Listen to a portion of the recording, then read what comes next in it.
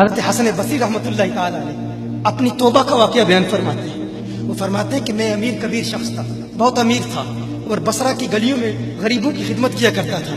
اچانک میں نے ایک حسین عورت کو دیکھ لیا اور میں اسے دیکھتا ہی رہ گیا۔ اس عورت نے مجھے کہا اما تشتہی، تجھے شرم نہیں آتی؟ میں نے کہا ممن، کس سے شرماؤں؟ اس نے کہا وہ جو آنکھوں کی خیانت کو دیکھتا ہے اور دلوں کے پوشیدہ رازوں کو جانتا ہے، تجھے شرم نہیں آتی؟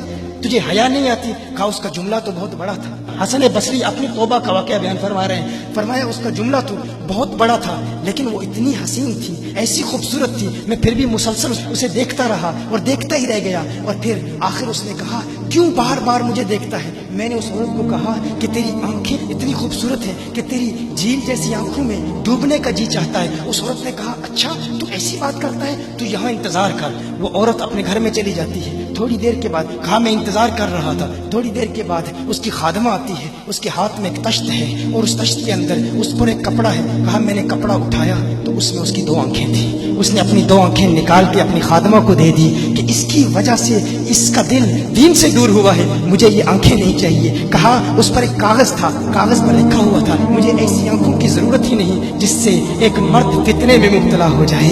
میری بہنیں جو اس گفتگو کو سن رہی ہیں، ان کی بارگاہ میں بھی عرض ہے، وہ بہنیں جو گھنٹوں آئینے کے سامنے کھڑی رہتی ہیں فقط اس نیت سے کہ اپنے بالوں کو یوں سنواریں کہ مردوں کو فتنوں میں مبتلا کریں، یا کسی دکان میں جا کر کپڑے خریدتے وقت ان کے ذہن میں فقط یہی خیال ہوتا ہے ایسے کپڑوں کا انتخاب کریں گی کہ جن سے مردوں کو فتنے میں مبتلا کریں گے۔ یہ بھی امت کی بیٹی ہے جس کی ایک ادا سے ایک شخص ولی کامل بن گیا، حسن بصری بن گیا۔ حسن بصری فرماتے ہیں جب اس کی آنکھیں دیکھی میں تحکم کھو بیٹھا، میں زار و قطار رو رہا تھا۔ روتے ہوئے میں گھر چلا گیا، پوری رات میں روتا رہا، پوری رات توبہ کرتا رہا، استغفار کرتا رہا۔ حسن بصری فرماتے ہیں فجر کی اذان سنی، اچانک خیال آیا اس عورت کا شکریہ تو ادا کروں کہ جس نے اپنی آنکھیں میرے لیے، میرے دین کے لیے، میرے ایمان کے لیے اور توبہ پر استقامت کی خاطر قربان کر دی۔ کہا میں اس کے گھر گیا، جو ہی اس کے گھر پہنچا تو ادھر اس کا جنازہ نکل رہا تھا، اس کی موت واقع ہو چکی تھی۔ کہا میں رات گھر آیا، میں رات سو گیا، میری آنکھ بند ہوئی، میں نے اس عورت کو خواب میں دیکھا۔ میں نے کہا کوئی نصیحت کر۔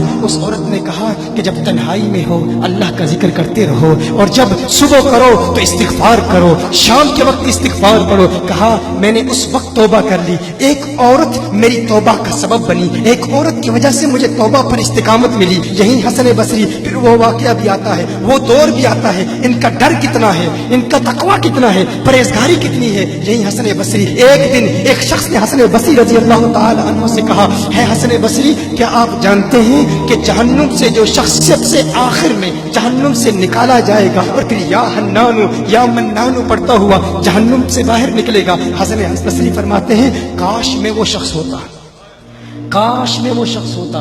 کہا گیا کہ جو جہنم سے سب سے آخر میں نکلے گا، 1000 سال جہنم میں رہے گا، یا حنانو یا منانو بڑھتا ہوا جہنم سے باہر نکلے گا۔ کہا کاش میں شخص ہوتا۔ انہوں نے کہا حضرت آپ کیا فرما رہے ہیں کہ آپ جہنم میں جانا چاہتے ہیں؟ آپ تو بزرگ ہیں، اللہ کے ولی ہیں۔ کہا تم میری بات نہیں سمجھے، وہ جو جہنم سے نکالا جائے گا کم از کم نکلنے کی ضمانت تو ہے، اس سے یہ تو پتا چل رہا ہے کہ ایمان پر موت واقع ہوگی۔ مجھے اپنے ایمان کی ضمانت نہیں ہے، میں نے اس لیے کہا کہ اگر مجھے یہ ضمانت بھی مل جائے کہ میں وہ ہوں تو وہ بھی مجھے قبول ہے، کم از کم ایمان تو سلامت لے کے جاؤں۔ میں کہتا ہوں اللہ فرماتا ہے خوف نہیں ہے، ڈر نہیں ہے، پھر فرماتا ہے یہ ڈرتے بھی ہیں، یہ ڈرتے بھی ہیں، لیکن ان کے ڈر اور ہمارے ڈر میں فرق کیا ہے؟ ان کے ڈر اور ہمارے ڈر میں فرق کیا ہے؟ وہ ایک سے ڈرتے ہیں، کسی دوسرے سے نہیں ڈرتے۔